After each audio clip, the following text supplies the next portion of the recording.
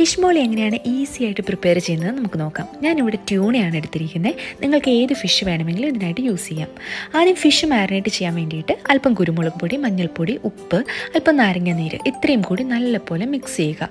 ഇനി ഇത് ഫിഷിൽ നല്ലപോലെ മാരിനേറ്റ് ചെയ്തിട്ട് ഒരു 30 മിനിറ്റെങ്കിലും റെസ്റ്റ് ചെയ്യാനായിട്ട് മാറ്റിവെക്കണം.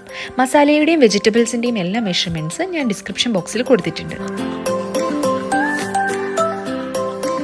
ഇതിലേക്ക് ആവശ്യമായിട്ടുള്ള വെജിറ്റബിൾസ് എല്ലാം കട്ട് ചെയ്ത് വെക്കാം. ഞാനിവിടെ ഇഞ്ചി, വെളുത്തുള്ളി നീളത്തിലരിഞ്ഞത്, സവോള ചെറുതായിട്ട് ചോപ്പ് ചെയ്തത്, തക്കാളി, കറിവേപ്പില, പച്ചമുളക് ഇത്രയുമാണ് എടുത്തിരിക്കുന്നത്. ഇനി ഒരു പാനിലേക്ക് വെളിച്ചെണ്ണ ഒഴിച്ച് ചൂടാക്കുമ്പോൾ അതിലേക്ക് മാരിനേറ്റ് ചെയ്ത് വെച്ച ഫിഷ് ചേർത്തിട്ട് ഒന്ന് ഫ്രൈ ചെയ്തെടുക്കണം.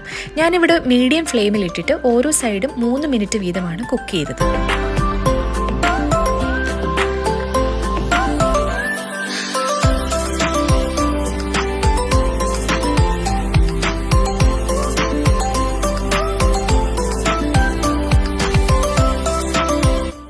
ഫിഷ് മാറ്റി വെച്ചതിന് ശേഷം ഇതേ പാനിലേക്ക് അല്പം കറുവപ്പട്ട, ഗ്രാമ്പു, ഏലക്ക ഇത്രയും ചേർത്തിട്ട് ഒന്ന് സോട്ട് ചെയ്യണം.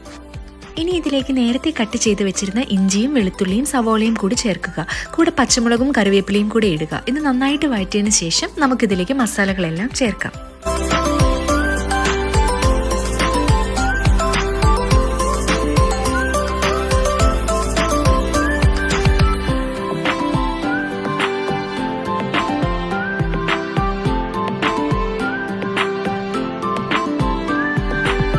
അല്പം മഞ്ഞൾപ്പൊടി, കുരുമുളക് പൊടി, മല്ലിപ്പൊടി ഇത്രയുമാണ് ഞാൻ ഇതിലേക്ക് ചേർക്കുന്നത്.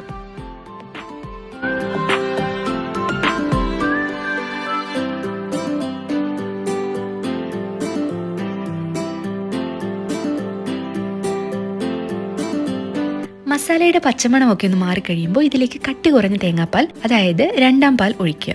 ഇതിലേക്ക് ആവശ്യത്തിന് ഉപ്പും തക്കാളി സ്ലൈസ് ചെയ്തതും കൂടെ ഫിഷും കൂടി ചേർക്കണം. 1 ടേബിൾ സ്പൂൺ വിനാഗിരി കൂടി ചേർത്തിട്ട് ഇതൊന്ന് കവർ ചെയ്തിട്ട് കുക്ക് ചെയ്യാം.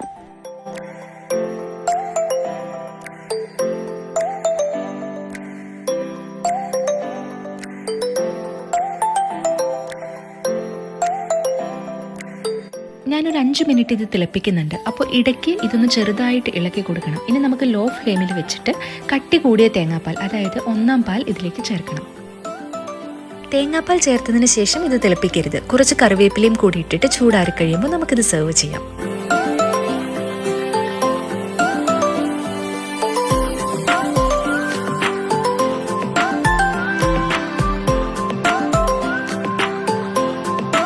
For watching guys. ഈ ചാനൽ ആദ്യമായിട്ട് കാണുന്നവരുണ്ടെങ്കിൽ ഒന്ന് സബ്സ്ക്രൈബ് ചെയ്യണേ.